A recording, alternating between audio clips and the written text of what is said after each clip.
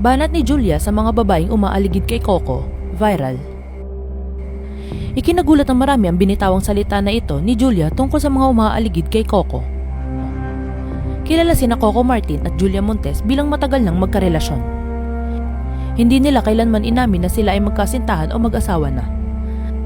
Dahil pinapanatili nilang pribado ang kanilang relasyon at buhay.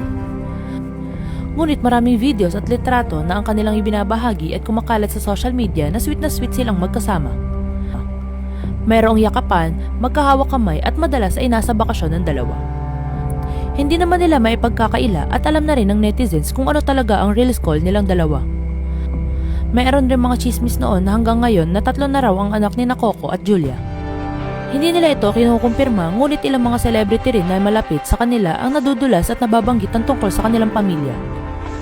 Lumilipad pa raw si Julia sa ibang bansa kapag ito ay manganganak na upang maiwasan ng kontrobersya dito sa bansa. Samantala, ibinahagi naman ni Julia sa panayam nito kay Karen Davila ang estado ng kanilang relasyon. Ayon kay Julia, hindi maiwasan ang hindi pagkakunawan sa isang relasyon. Binigyan din rin ni Julia na mayroon silang respeto ni Coco sa isa't isa.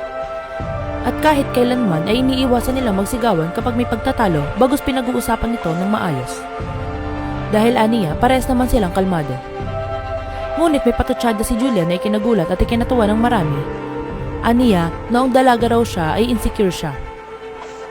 Sapagkat kilala si Coco Martin na matipuno, gwapo at malakas ang dating, ay marami rin daw umaaligid o lumalapit na mga babae rito.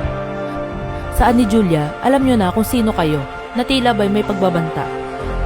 Ngunit ayon sa netizens, natural lang ang reaksyon ni Julia at magbanta dahil kahit hindi sila umamin, kitang-kitang mag-asawa na sila. Dagdag pa ni Julia, iba raw ang values ni Coco. Matapos raw ni Coco sa trabaho, umuuwi raw ito agad at kinikwento ang lahat sa kanya.